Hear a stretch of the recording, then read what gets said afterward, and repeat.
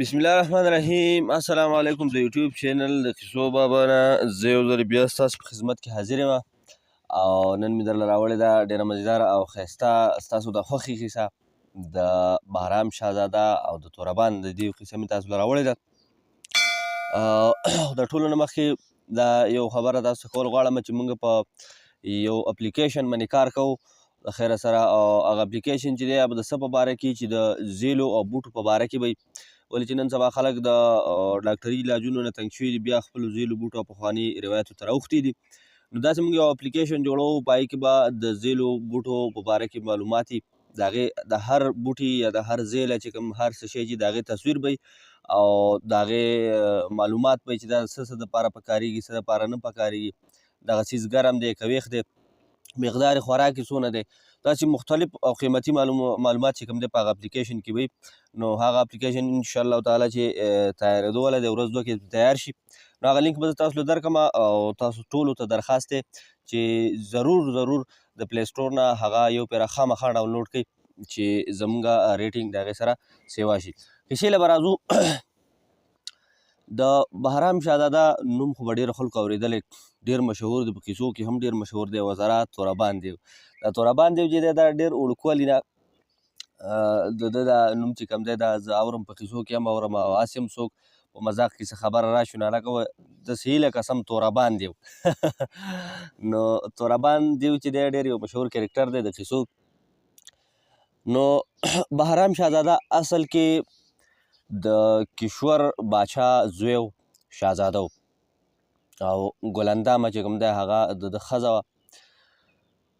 دیو د روم په ملک کې اوسېده، او د بهرام او د ګلندامې د واده 4 کاله شوي.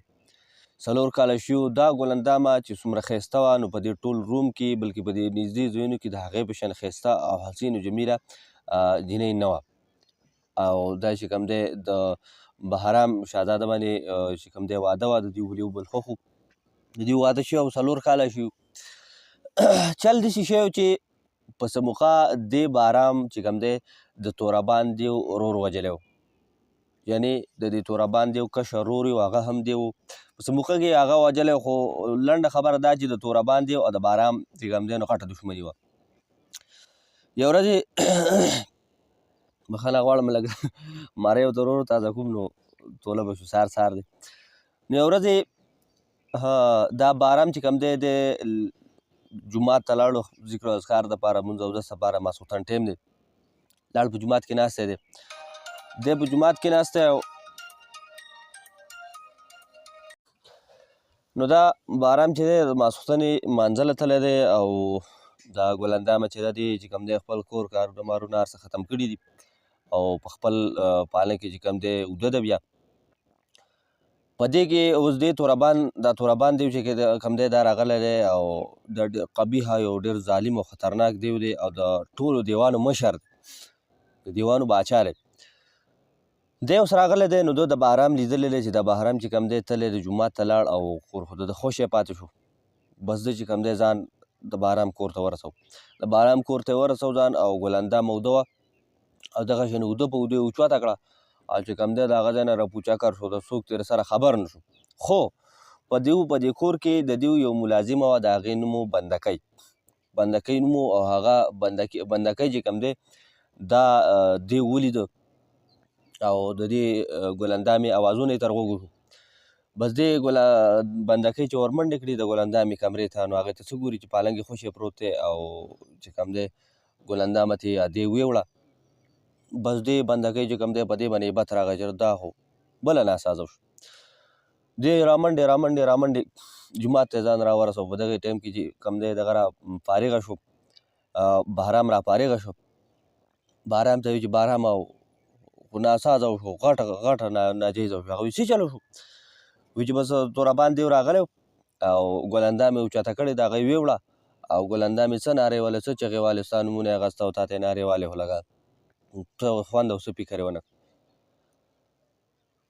بهرام چې کوم دی په دغه ځای کې راګزار شو او تندي له ټاق را پرېښودو چې خدای پاکه اوس پسه کوم. توربان دیو به خدای خبر چې جنۍ به یې کوم خوا بولي، کوم خوا به یې نه بولي. او د هغه پسې به زه اوس کم خو ګرځم ما خو یو دیو دی او خدای خبر چې هغه به څومره رفتار کړی او په څومره رفتار کې به هغه تللی او کوم طرف ته به تللی کوم طرف ته به نه تللی او داسې ناسازه شو څه کاپیره وشو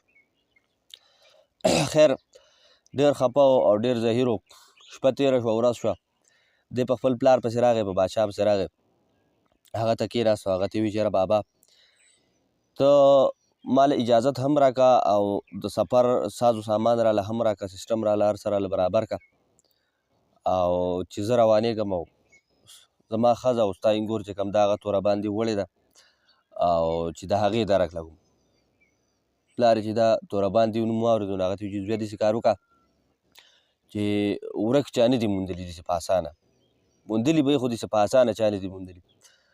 او په قلاره کښېنه او چې څه وشو په قسمت که په کړو صبر وکړو په دیو پسې به اوس په کم خوا ګرځې او د کوم ځای نه به ته دیو را پیدا کړې د دیو څه پته لګي باران مې چې بابا که اجازت راکړې نو لاړ به شم که نه راکړې نو په دې ځای ځان وژنم ځکه چې یو خو له ګلندام نه بغیر مې وخت نه تېرېږي بل راته د کلي ولس پیغور جوړ شو سبا به راته خلک څه وایي د ده نه خو دې ښځه بولله او دی مونږ ته اوس خبرې کوي او چې کوم دی نو دا خو بې غیرته دی د خپلې ښځې درک یې ونه لګو او زه چې کوم دی دې پیغور ته نه یم جوړ په هر حال چې نو لکه زه به وځم خو لکه ته برای مینه باندې ته ماله اجازت راکړه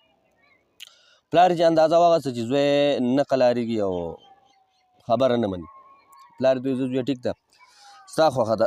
بس الله دې ستا مل شي او الله چې کوم دی ستا دې کامیابي ترلاسه کړي او زه الله دې ستا حفاظت کوي خو ځه خو لا اول دې د مور نه تپوس وکړه چې مور دې څه وایي دی وایي چې بس بابا ټیک ته تا اجازت راکړه اوس مور له ورځم مور له لاړ شي مور ته کښېني مور ته وایي چې مور یې بس دغه شان قیصه د انګور دی زما ښځه چې کوم دغه توره باندې وړې ده او بس زه ورځمه د هغې په تلاش پسې او د هغې په درک پسې وځمه ته ماله اجازت راکړه مور خو ځان له مور په بچي ډېره خفه کېږي بل چا سره یې کار نه کوي بل سړی هم ډېر خوښ خو نه لکه اول ترجیح خو زوی له ورکوي بچي له ورکوي که هغه ته وایي چې بچوړی داسې کار وکړه ملنده هم ډېره ښکلې جنۍ وه ښه جنۍ وه ډېره ښه جنۍ وه زما هم ډېره خوښه وه قسمت را پېښه کړې وه او دیو چې کوم دی هغه ویې وړه ویې تښتوله او د هغې اوس څه پته لګي به کم درک پسې کم طرف ته پسې درک لګوه ته خو لا ځوان یې هلک یې شهزاده یې او تا له به زه داسې جنۍ را پیدا کړم او داسې جنۍ به ته له وګورم داسې ښځه چې د ګلاندامې به درنه هېرې کړي او ته په قلاره کښېنه په کور کې چې غم ونه کړې تا له به زه بل واده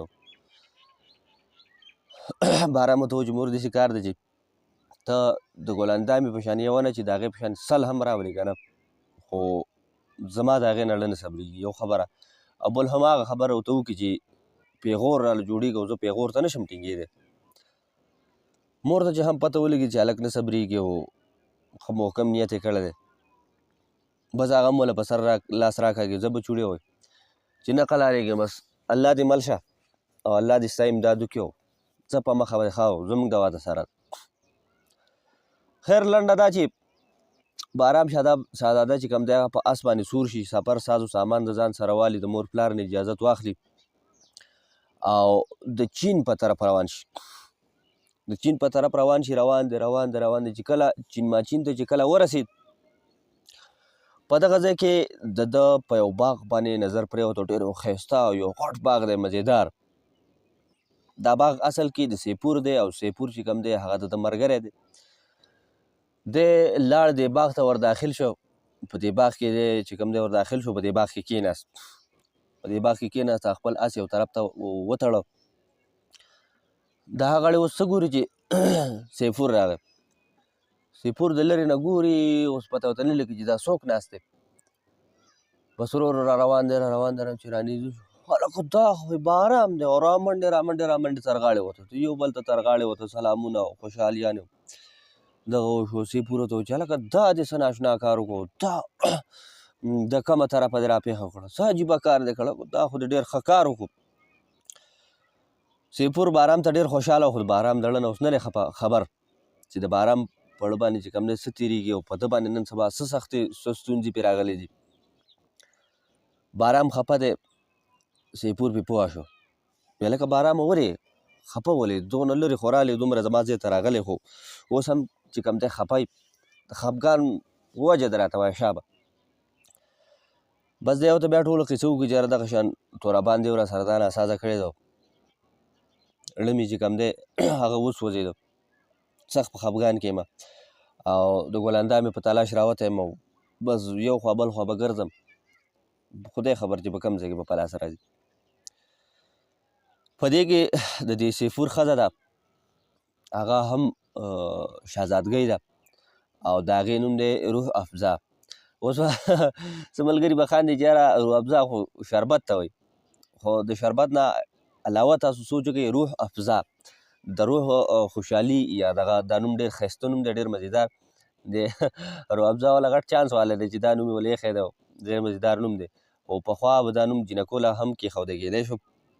نو روح افزا د هغې نوم هغې هم دا خبرې واورېدې او د دیو دا خبر ورته راغی هغه هم راله باران ته ستړي مشي وي بیا یې د خپل خاوند ته د سیپور ته وي چې سیپور داسې کار وکړه چې ګلندامه توربان دی تښتولې ده ته به داسې کار وکړې چې ته به د دې باران نه مخکې شي او تلاش په شروع کړي تلاش په شروع کړي او د خپل آخري حده پورې به د ده سره کوشش وکړي او ګلندامه به واپس راولي ولې چې دې باران چې کوم دی ستا سره ډېرې نیکیانې کړلې ستا ډېر مددونه ستا او زما د دواړو زموږ یې ډېر خدمتونه او ډېر مددونه کړلې اوس ستا نمبر دی سیپور ورته وایي چې بالکل به زه د ده دپاره وځم او زه به پخپله چې کوم دی کوشش کوم د ګلندامې د تلاش دپاره چې زما نه څونه کیدی شي زه به پسې ګرځم خیر سر به څه ستاسو خوږ وم خو باران چې کوم دی دغلته شپه وکړه د شپې میلمستیا خدمت د ده وکړه شو سهار شو سیپور د باران نه مخکې شو او باران پسې ورپسې د دواړه پاسونو سواره دي او د کوره ووته یو ملک لټوي بل ملک لټوي بل ځای لټوي بل ځنګل لټوي بل خو لنډه دا چې په دې لټولو شپږ میاشتې دي واړولې خو نه ورته توربان دی میلاو شو او نه ورته ګلندامه میلاو شو ستړي ستومانه واپس چین ته راله او راورسېده کور ته راورسېده روح افزا ته تپوس وکړو چې څه چلو شو دوی ورته وایي چې یاره بس موږ خپل کوشش وکړو خو څه درک ونه لګېد سیپور بارام ته وایي چې هلکه بارامه اوس به څه کوو اوس څه پروګرام دی موږ خو خپل کوشش وکړو نور به هم کوو خو موږ خو څه کوشش کېده او څه نږدې علاقې او ملکونه خو موږ ولټول اوس به څه کوو بارام ورته وایي چې بس یاره سیپور الله دې ښه ساته او بیا هم که څه راله نو تا ته به زه ویم بس زه وځم کور ته خو زه نشم تللی تر څو چې ما د ګلندامه نه میلاو شي نو کور ته خو زه نشم تللی ځم به ګرځم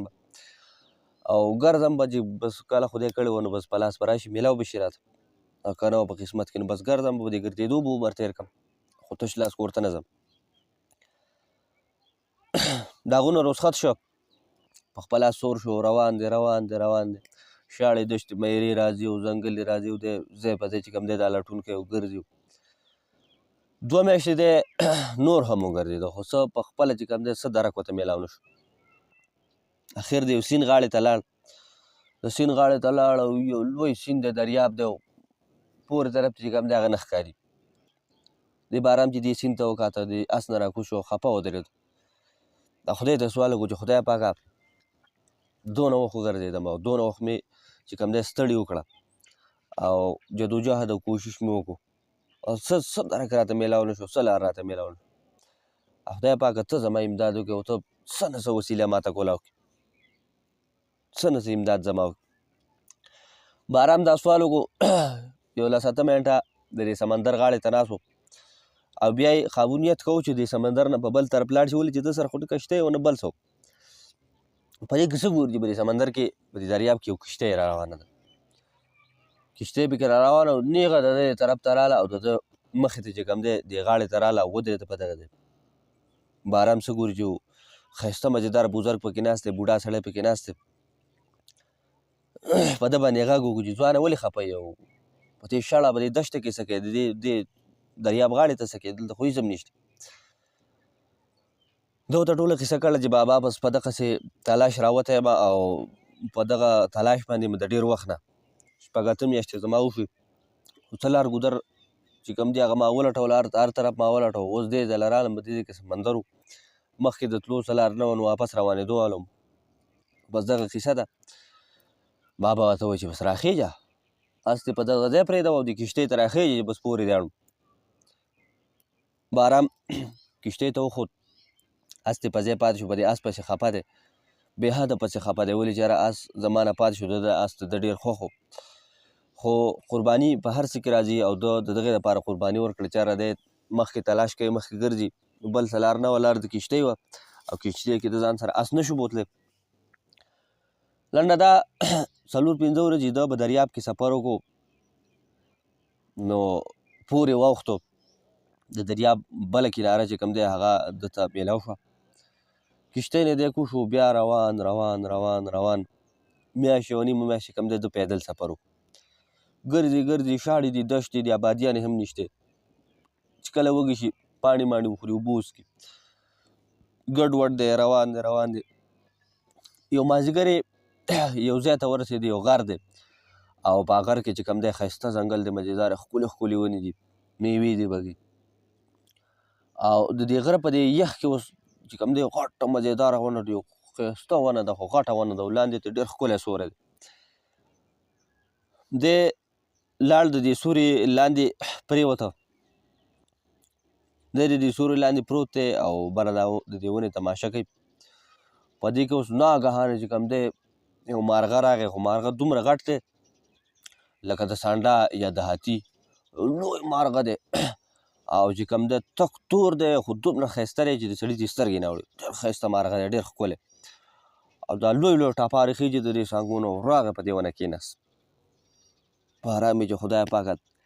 دا د څه عجیبه نمونه مارغه دی، څه عجیبه څیز دی. هغه مارغه چې څنګه راغی د بارام یې ولید، بارام نه یې تپوس وکړو چې ته څوک یې ځوانه؟ بارام ورته قصه وکړه چې زه باره یم، بهرام شهزاده یم. و چې ښه بهرام شهزاده ته یې؟ ستا خو ما ډېرې قصې اورېدلې، ته خو ډېر نر او بهادر سړی او ډېر ښه چې کوم دی ښه سړی، او ستاسو په پلانکي ملک ستاسو باچایي ده سره پلار، او ستاسو خلک هم ستاسو نه ډېر خوشحاله دی، تاسو ښه خلک یې. ښه دلته څه له راغلی؟ نو دی ورته خپل ټول مدعا بیان کړي چې یاره بس دغسې ګلندامه رانه ورکه ده، تورابان دې وتښتولې ده او د هغې په تلاش پسې راوتم او دومره دومره وخت وګرځېدم، اس رانه هم پاتې شو او اوس چې کوم دی پیدل راوتم دې طرف ته، بس روان یم ګرځم د خدای په توکل. مارغه ورته وویل چې بارامه زما سره چې کوم دی 15 لکه مارغان دي، 15 لکه مارغان دي او د دې ټولو مارغانو زه باچا یم، زه یې مشر یم، دا ټول زما پابند دي، زما د حکم چې زه ورته څه ویم نو هغه به کوي. ته یو مهرباني وکړه چې ته د ماښامه پورې دلته صبر وکړه، ته به چېرته ځې نه. ماښام پورې دلته صبر وکړه او دا مارغان چې څنګه راواپس شو، دې خپل کور راواپس راله، دا ځنګل دا غر چې دا زموږ د دې مارغانو کور دی. چې څنګه واپس راله نو بس دا مارغان چې دی ستا لپاره به زه لېږم او ستا لپاره به د تورابان دی او د ګلندامې درک لګوي. خو میلاو شو ورته نو دا تورابان دی وبلې چې کوم دی په مخوکو مخوکو کې او په خپو خپو کې به ځلې چې کوم دی نو بوټي بوټي کړي او ته بېغمه شوې چې زه یم نو غم به نه کوي. بهرام وایي چې بس زه ټیک ده، څه لږ انتظار به ستا سره وکړم، دغه هم یو کوشش دی چې ته هم خپل کوشش وکړي. څه به سر ستاسو خو ګومه، خو چې کله مارغان راواپس شو ټول یو تیاره را روانه په دې اسمان کې، ځکه 15 لکه معمولي مقدار نه دی او 15 لکه څه کوي، خو چې په هغې کې لږ هم را روان دي او دغه چې کوم دی ډېر غټ مارغان دي، ډېر په غټ سایز کې دي. نو دغه چې راله په دې ونو کې ګیر چاپېره په دې خپل ځنګلو ته راټول شو، د بادشاه د مشر مارغه راوغوښته او هغه ورته ویې چې داسې کار دی چې د دې بارام شهزاده ښځه ګلندامه چې کوم دا تورابان دې وتښتولې ده او تاسو به اوس داسې کار وکئ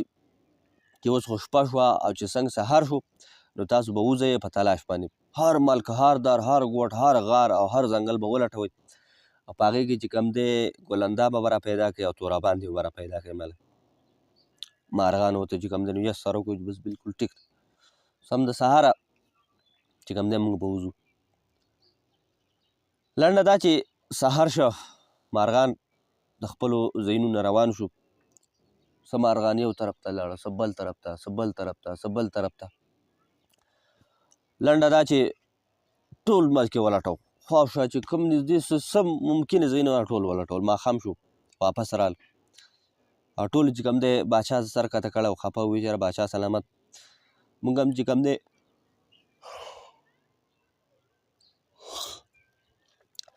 مونږ چې کوم دی هر ګوټ هر در ولټو، هر ځنګل او هر غار او هر خوړ مونږ ولټو، هر ځای مونږ ولټو، خو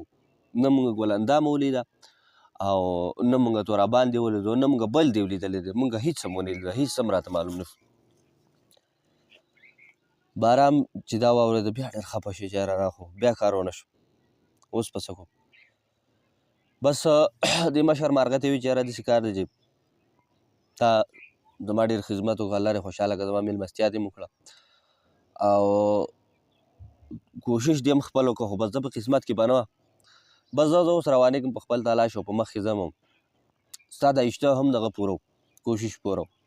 هغه مارغه ورته وویل چې باران داسې کار دی چې دا اشته کوشش نه، چې کله ته حکم کې کله تا اډر کو موږ به تا ته حاضر او ستا خدمت به کوو. او اوس هم چې کوم دی ته کم طرف ته ځې کم طرف ته نیت کوې چې دا مارغان تاویسي ته به پیدل نه ځې. نو دی ورته وویل چې زه زما د تره یو زوی دی، زه د هغه ځای ته ځم او هغه چې کوم دی په هغه یو ښاپېرۍ واده ده، بدرۍ ښاپېرۍ پې واده ده، د هغې بدرۍ ښاپېرۍ باغ ته ځم، د ملوک شهزاده زما د تره زوی دی، زه د هغه باغ ته ځم. نو هغه باغ خو واقعي خبره چې ډېر لرې و، د ښاپېرو په ملک کې و. بدرۍ چې کوم ده هغه په خپله هم یو ښاپېرۍ وه او ملوک شهزاده سره چې کوم دی هغې واده شوی. نو دې مشر مارغه دې مارغانو ته حکم وکړو چې یو مارغه دا شهزاده په شا کوي او 500 مارغان یې ورسره نور ملګري کړي چې تاسو به د ده حفاظت او د ده خیال ساتئ او دی به سیده ویسئ او د بدرۍ شهزادګۍ چې کوم ده بدرۍ ښاپېرۍ د هغې په باغ کې به دی کوز کوي، د ملوک شهزاده چې کوم محل دی د کوم باغ دی په هغې کې به یې کوز کوي. بس باران چې کوم دی یو مارغه ته ورسور شو او مارغانو چې کوم دی هوا وکړه، دا لوی لوی ټپار خته او 500 مارغان ورسره نور ملګري شو او بهرام چې کوم دی په هوا باندې په لږ ساعت کې چې کوم دی نو د ملوک شهزاده باغ ته یې ورسول. په دې باغ کې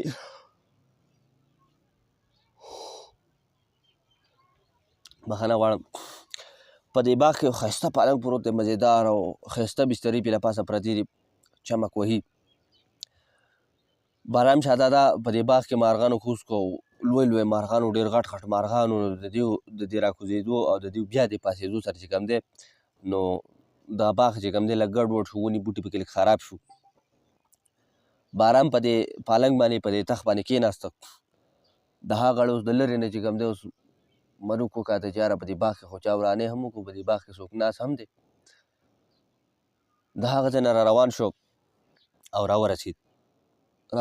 دې باران له چې راغی، باران ته و چې ته څوک یې او شو کې شا به په لنډو وایه که نه تور رالم او اوس چې کوم دی له سټ ته نه پرې کوم او تا خو زما غټ نقصان وکړو، زما باغ چې کوم دی خراب. باران ورته و چې ای ملوکه وروره زه خو ستا د تره زوی یم، ستا رور یم او ته ما نه پېژنې. ملوک ورته و چې زما د تره زوی او بهرامه دا څنګه کېدی شي، دومره لرې لرې نه ته څنګه رالې او دومره فاصله تا څنګه وواله او زه دا یقین نه کوم چې ته بارام یې. بارام ورته و چې آیا زه یم بارام، خو ته به یقین ستا به یقین څنګه راشي، ده به په څه طریقه یقین وکړي. بیا ورته هغه وایي چې یقین به زه په دې طریقه وکړم چې ته ما ته د خپل پلار او نیکه نومونه والې. نو هغه ورته ویلې چې یاره بلکل ټیک ده، زما د پلار چې کوم دی کشور نوم دی، کشور باچا زوی یم زه او زما د نیکه پلانکی نوم دی او ستا چې کوم دی ملوک نوم دی او ستا د پلار هم دا نوم دی، ټول نومونه ورته والي. ملوک ته بیا پته ولګي چې اوخو دا خو په رښتیا زما چې کوم دی نو زما رور دی او د تره زوی یم. بس توره غوزارېږه ور منډه کې تر غاړې وځي او خوشحاله شو چې کوم دی کینې ورسره باز شروع کړو، ګپ شپ شروع کړو، په خیر راغلی یو قصه او بله قصه. په دې کې اوس دا بدرۍ ښاپېرۍ چې کوم ده د لرې د محل نه تماشه کوي چې یاره د دې ملوک سره څوک ناست دی. غږ یې پرې وکړو چې ملوکه دا سړی څوک دی او آیا تا ته څه نقصان در رسوي د دغې دپاره ورته ته ناست یې غلی ورته ناست یې او که ولې څه قیصه ده، که څه مسله یې څه نقصان وي نو در ورسېدم چې په خوند یې پوه کړم. ملوک ورته آواز وکړو چې نه بدرۍ د خدای مسلمان دا خو د رور راغلی دی رور دی او بارام راغلی بدرۍ چې دا خبره اورېدله جو رامنډې راغله سمه خوشحاله شوې ده بارام ته چې کوم دی نو په خیر راغلی او دا ستړي مه شو د ده چې کوم دی خدمتونه وکړو خو لنډه دا چې خوشحالیانې شوې هغو کره او دا چې کوم دی میلمستیا شروع شوه د ده نه تپوسونه کوي پلار او اخوا دېخوا کلي وطن او په هغو خو غټه خوشحالي شوه چې بارام چې کوم دی چېرته ډېر وخت بعد او ډېر به ناممکنه خبره ول چې دغه ډېر لرې ځای د دوی کره تللی او میلمستیا یې هغو خو ډېر خوشحاله خو بارام چې کوم دی پړه کې خفه و ولې چې په ده باندې یو ډېره سخته وه ډېره اهمه ستونزه وه ده ته په دې کې چې کله ماښام شو د دې ملکو او د دې بدرۍ درې زامنو ښایسته مزېدار شهزادګان چکر له وتي وو بهر تلي وو هغه هم راله چې هغه هم راله نو دا بارام ناست دی چې بارام ناست نو دغه ماشومان چې کوم دی به د خپلې مور پسې لاړه به بدرۍ پسې راله چې مورې دا سړی څوک دی دا هلک څوک دی دا زموږ کره چې راغلی دی دا زموږ کره څه کوي نو هغې ورته ویلي چې بچو دا زما رور دی دا زما رور کېږي او ستاسو چې کوم دی ستاسو تره دی او ستاسو د پلار هم رور دی هغو ورمنډې کړي دي او بارام ته چې کوم دی په خپو پرېوتي دي بارام درې واړه راوچت کړله او چې کوم دی سینې سره یې ولګول مینې سره وکړه ټول ډېر خوشحاله خیر لنډه دا چې 2-3 ورځې 4 ورځې تېرې شوې یو ورځې دا بدرۍ او بارام یو ځای ناست دي په خبرو کې بس دې بدرۍ د دغه تپوس راواغسته د ګلندامې تپوس راوست تپوس چې که لکه بارامه ګلندامه څنګه ده ښه خو دا برابر ده ډېره ښه جنۍ ده زما ډېره خوښه وه ډېره ښایسته جنۍ ده او څنګه ده ښه ده اخوا دېخوا بس دا قیسې چې شروع کړې بس بارام خفه شو تپوس یې بدرۍ دې تپوس وکړو چې بارامه سمه قیسه راته کوه چل څه دی بارام ورته بیا ټوله قیسه کړله چې یاره ورندار دغه شان چل دی چې راوتی زه په دغه مقصد یم د هغې په تلاش راوتی یم ګلندامه رانه توربان دې وتښتولې ده زه په کور کې نه وم او 6-8 میاشتې کال وشو چې بس زه راوتی یم او ګرځم او کله یو در او کله بل در او کله بل در په تلاش چې کوم دی نو زه دې ځای ته راغلی یم زما مقصد هم اصل کې هغه دی بدرۍ ډېره خفه شوې ده غوسه شوې هم ده چې د تورابان دی دا مجال چې زما ورندارې چې کوم دی هغه بولې ده او دا د دې بدرۍ واقعي چې ګلندامه خوښه هم ډېره وه ډېره پرې مینه وه ډېره پرې خفه کېده ملوک ته دا پته ولګېده هغه هم ډېر خفه شو خیر خبرې اترې روانې وې بدرۍ وي چې داسې کار دی بارامه چې تا ډېره ستړې وکړه ډېر وخت وګرځېدې اوس زما نمبر دی تا خپل حق ادا کړی دی تا خپل کوششونه کړي دي اوس زما حق دی او زما نمبر دی اوس به زه ګرځم په خپل ورندار پسې زه به د هغې کوشش درک لګوم چې په کوم ځای کې یې زه را پیدا کړم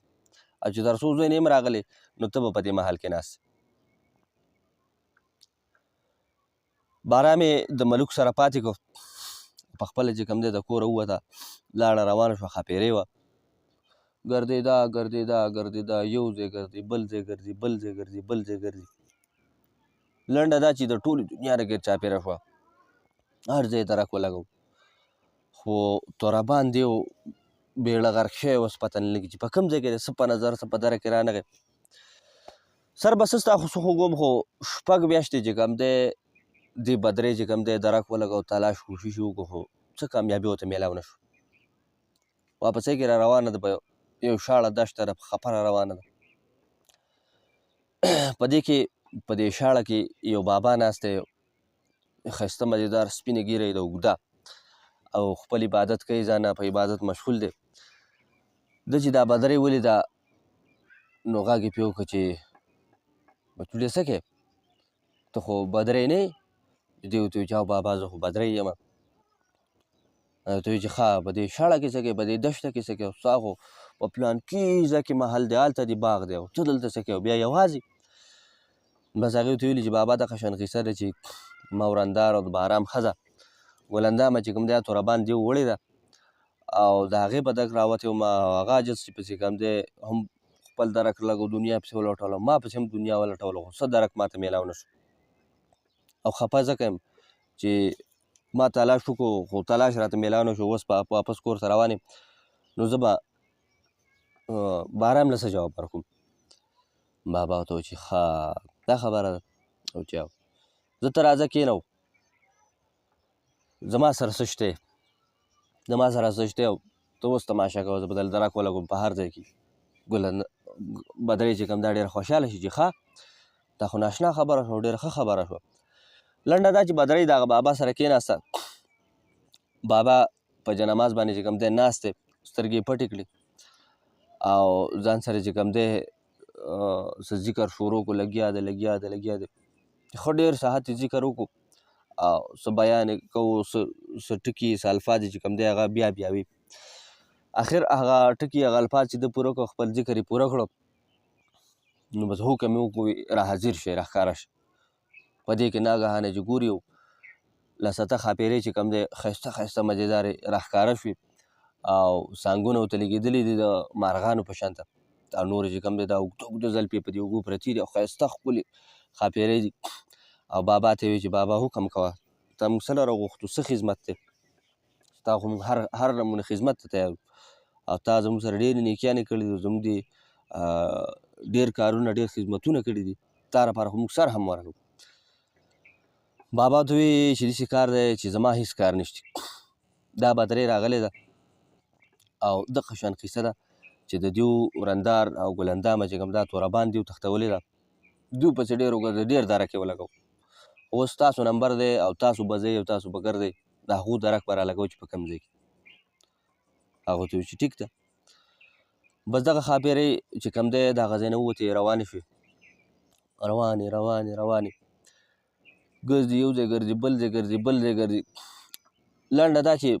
په یو ځای کې ورته دا ګلندامه میلاو شوه. ګلندامه میلاو شوه او دغه ځای چې کوم دی دا داسې ځای دی، داسې ملک دی چې دغه ملک باندې ټول د دیوانو قبضه ده، د دیوانو ملک دی، انسانان په دغه کې نشته. دا ټوله علاقه ټول ملک د دیوانو دی، کورونه هر څه د دیوانو دي. او دا ګلندامه چې کومه ده دا د تورابان دیو په محل کې چې کوم دی دا په پنجره کې بنده ده، لویه پنجره یې وله جوړه کړله او په هغې کې بنده کړله. دا ګلندامه پکې خفه پرته ده. دا ښاپېرۍ لاړې او د دې ګلندامې په دې پنجره له پاسه کېناستې. چې هلکه بلې ته یوې بلې ته ویل چې دا ګلندامه خو دا نه ده. هغو ته ویل چې دا خو دا ده. د ګلندامې چې کوم دی صحت خراب شوی او حالات یې خراب شوي په ژړا باندې چې کوم دی نو د هغې بد حال شوی. په دغه ټایم کې اوږده پرته وه په هغه پنجره کې د قیدیانو په شان. بس دیو د هغه ځای نه واپس چې کوم دی را منډې کړې، نو د دیو په دې تلو راتلو کې 6 میاشتې لګېدلې. واپس چې راله بدرۍ چې کوم ده هغه شان د بابا سره ناسته ده، ښاپېرۍ را حاضرې شوې او بدرۍ ته یې ویل چې مبارک شه، ستا تلاش چې کوم دی پوره شو او موږ ته ستا ورندار میلاو شو. او ته ویل چې ښه زر را پاڅېده نیغه، کوم ځای کې ده، په کوم ملک کې ده، کوم طرف ته ده؟ بس هغه ورته ویل چې هر ځای کې چې ده خو ډېره لرې ده او تا ته یوازې نه معلومېږي او موږ به درسره ځو خو ډېره لرې ده. ښاپېرۍ د مخکې بدرۍ ورپسې 6 میاشتې چې کوم دی نورې د دیو ولګېدې او دیو لاړه. نه 3 میاشتې، ځکه تلو راتلو کې 6 میاشتې لګي. 3 میاشتې د دیو نورې ولګېدې او دیو لاړه هغه د دیوانو ملک ته ورسېده. دا بدرۍ چې کوم ده دغه نورو ښاپېرو بوتله او هغه د ګلندامې په پنجرې له پاسه کوزه کړه. ګلندامه چې په پنجره له پاسه کوزه شوه نو هغه بخښنه غواړم بدرۍ په پنجرې له پاسه کوزه شوه نو څه ګوري چې ګلندامه چې کوم دی په پنجره کې په بد حال او ډېره خفه پرته ده او جاړي. ګلندامې بدرۍ پرې غږ وکړو چې ګلندامې خفه کېږه مه او جاړې به نه او خوشحالېږه، اوس خو زه رالم او باران چې کوم دی هغه چې ستا دپاره راغلی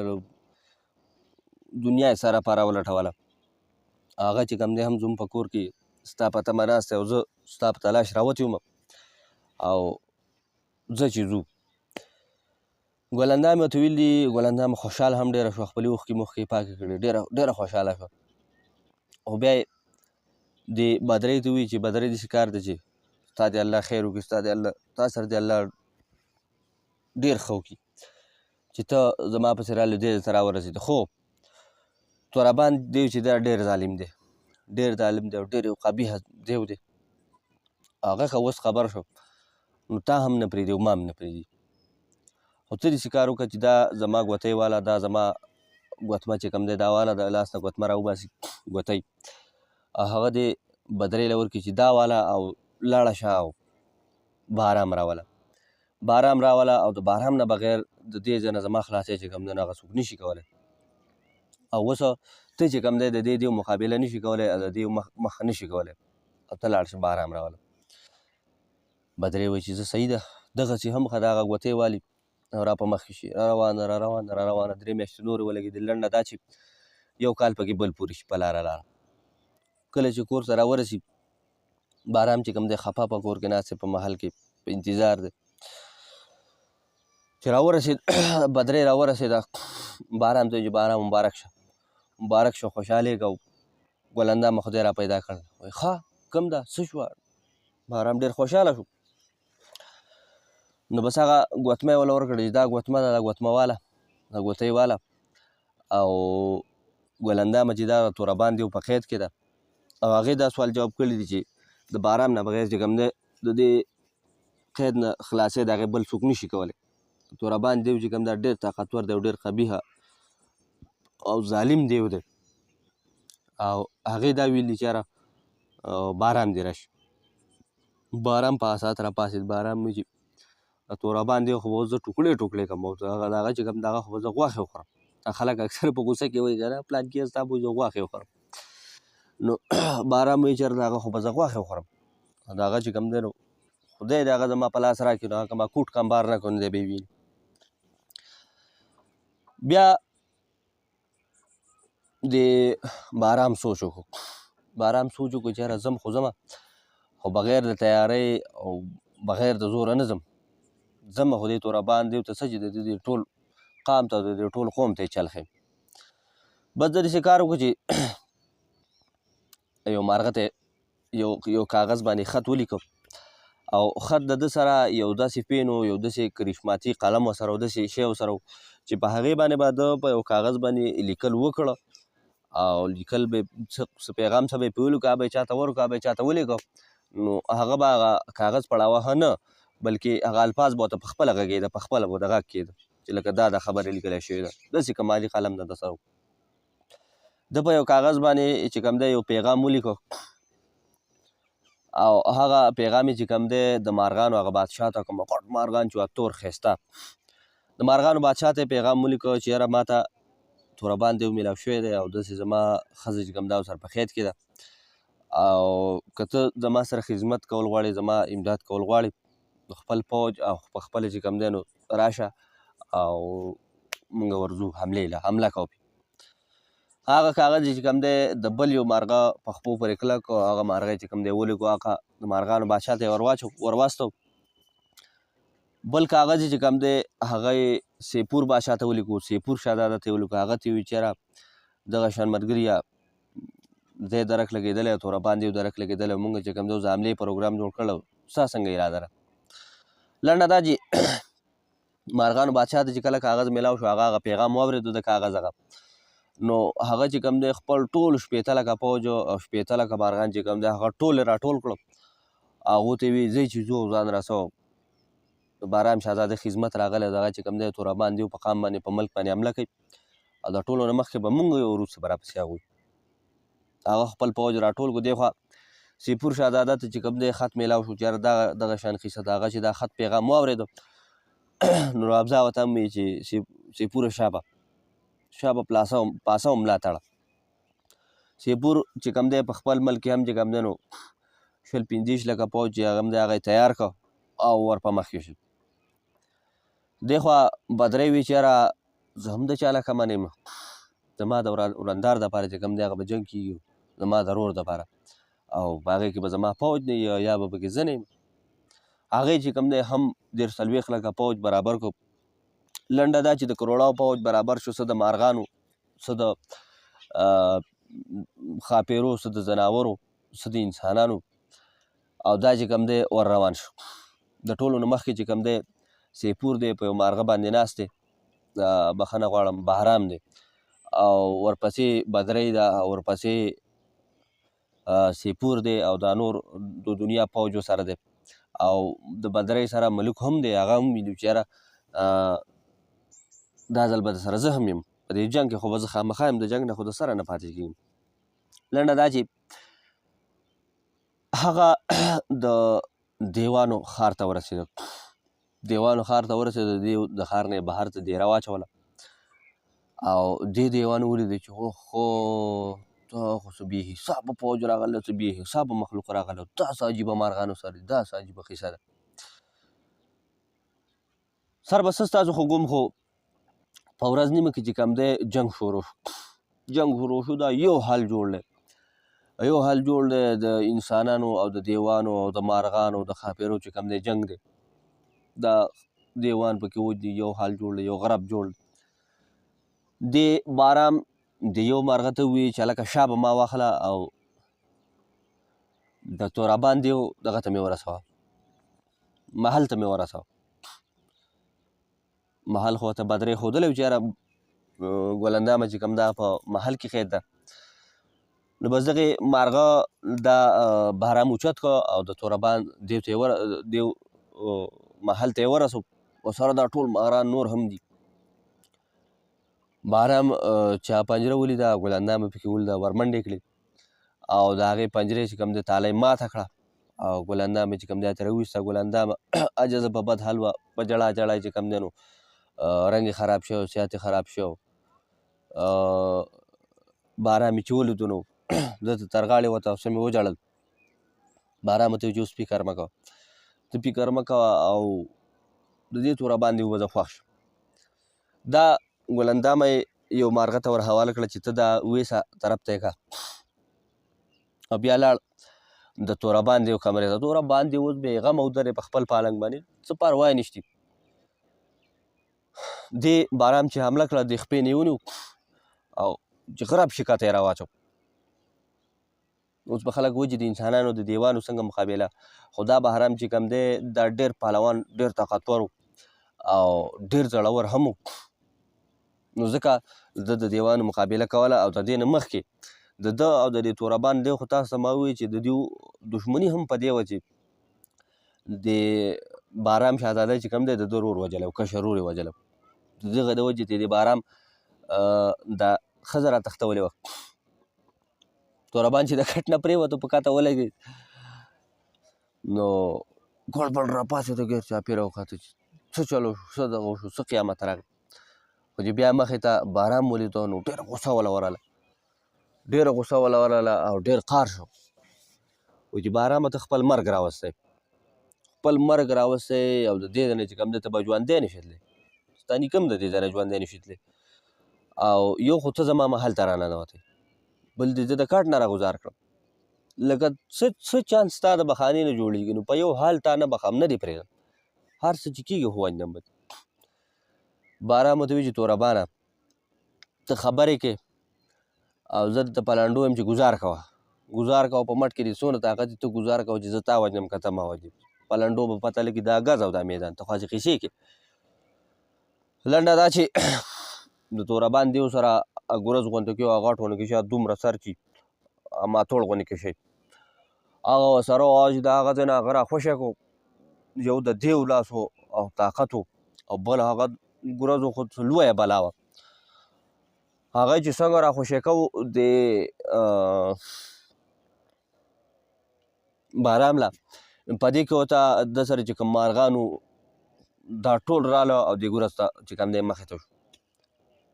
نو د بهرام شهزاده نه چې کوم دی ګزار بچ شو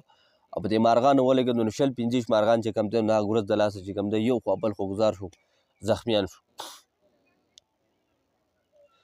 دا غاړې چې بهرام چې خپله توره اوچته کړه او د خدای نوم یې واخیسته او راټوپ یې کړه په دې دیو باندې چې ښه یو زورداره حمله وکړه چې په دې ځای ووهه بس بل طرف ته یې توره ویسته. تورابان دی راوغورځېده او دا غږ یې په دې اخر کې وکړو چې اوهو بهرامه ویې دې وړم او زما پړه کې همدغه یاره وه چې تورابانه د چا تعداد یې نشي وژلی خو چې مرې نو کیدای شي چې د بهرام د لاسه به مرې پړه کې مې دغه یره وه او دغه یره چې کوم دی نو نن رښتیا شوه او وړی دی مې. لنډه دا چې تورابان دی خو په هغه ځای دی خوندي کړ. په دې کې د بارام شهزاده ته سیپور پیغام راولېږه، یو مارغۍ راولېږه چې په موږ باندې دیوان زورور شو او ډېر خلک یې رانه خراب کړه او ته چې کوم دی فوراً ځان راورسوه، مارغان د ځان سره راول. بارام چې دا خبره واورېده یو مارغه ته وروخته او دا ټول مارغان چې کوم دی دا شپېته لکه مارغان چې کوم دی نو په ځان پسې بیا په مخ کې کړه او ښار ته یې بیا ځان ورسو، کوم ځای کې چې د دیوانو او د انسانانو مقابله شروع وه. دا مارغان چې څنګه هلته ورسېدل دا خو لوی لوی مارغانو تاسو ته ما ویلي نو څه دیوان یې په خپو کې راونیو او څه یې په دې مخوکو ووهله او څه یې په دې خپلو څانګونو ووهلو. خو لنډه دا چې څه دیوان وو دا د مارغانو کوټ کمبار کړه، دڼیا دڼیا یې کړه. جنګ ختم شو، دیوان په هغه ځای چې کوم دی ټول دیو ختم کړه، څه یې قیدیان کړه، هغه ملک چې کوم دی په هغې قبضه وشوه، قبضه پرې ولګولی شو. لنډه دا چې جنګ دې وګټه، مارغان خپل ملک ته واپس لاړه، سیپور خپل ملک ته واپس لاړ او ګلندامه او بارام چې کوم دی هغه د بدرۍ سره راله. د بدرۍ سره په محل کې خوشحالي وه او جشنونه او پروګرامونه. لنډه دا چې ښه پوره وخت دې تېر کړ. بیا ورته دې بارام وی چې خورې داسې کار ده چې اوس مونږ ځو او نور چکرې نور ځایونه راته هم ډېر پراته دي او آخر به خپل کور ته به هم ځو ولې چې مور او بابا به مې پاته مئ. بدرۍ ورته ویل چې بس زه ټیک ده وروره ستا خوښه ده خو خپل حفاظت کوئ، خپل خیال ساتئ او بیا به ضرور راځئ. او چې ټیک. د هغه ځای نه چې بارام او ګلندامه رخصت شو د هغه مارغه ځای ته لاړه، د مارغه ځای ته لاړه، د هغه یې هم شکریا ادا کړه چې یار تا زموږ سره غټ امداد کړی او غټه سخته دې راسره تېرې کړي دي او چې ته راسره نه وې نو لکه دا جنګ به موږ ته ډېر مشکل شوی. مارغه هم د هغو ډېر خدمت وکړو او ډېر مېلمستیاګانې ونه وکړې. نو بیا ورته دوی وایي چې یاره بس اوس موږ ستا نه رخصتېږو. مارغه ورته وایي چې ځئ تاسو کوم ځای ته. نو بارام ورته وایي چې یاره موږ ځو، زه د خپل ملګري ځای ته ځم، د سیپور خواله ځم چې د هغه شکریا ادا کړم. مارغه ورته وایي چې ټیک ده ځئ به خو تاسو زه داسې نه پرېږدم. مارغان یې ورته حواله کړه. په یو مارغه باندې چې کوم دی نو ګلندامه کېنوله، په بل مارغه باندې بارام کېناسته او 700 مارغان یې ورسره نور ملګري کړه چې دوی به ټیک د چین ته به ورسوئ د سیپور باغ ته، هله به ترې راواپس کېږي. لنډه دا چې دوی چین ته راورسېده او هلته د سیپور سره میلاو شو. د سیپور چې کوم دی هم ډېره شکریا ادا کړه، ډېره خوشحالي او ډېرې مېلمستیاګانې وشوې. سر به څه ستاسو خو ګوم خو قیصه خو هسې هم ختم شوې وه.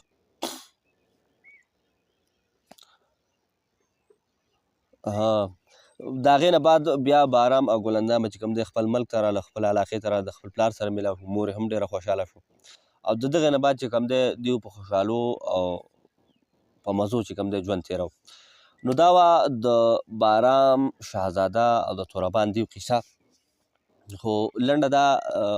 خبره او یاد دا لرئ، تاسو ما سل پیرې ویلي دي، بیا ویم چې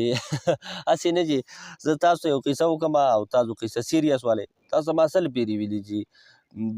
زموږ چې کوم فوک قیصې دي، کوم عوامي، کوم زموږ په دغه کې چې را روانې دي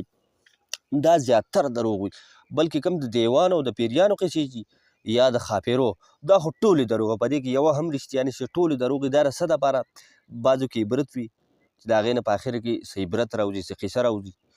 بعضې هسې د ګپ شپ دپاره، د ټایم پاس دپاره، د هغه مشران خلک چې ورته وایي انټرټینمنټ، بعضې هسې د انټرټینمنټ دپاره. نو داسې نه چې یاره یو ورځ یې ماته یو کس په یو قیصه باندې کمنټ کړی هم وګورئ چې یو قیصه وه زما نه سیر دي نو په هغې لیکلي وي چې یاره دا څنګه دا خو ټوله قیصه خلاصه شو، دې کې خو څه عبرت او څه خبره نه نو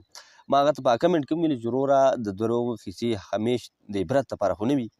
او قیصې خو وي د دروغو.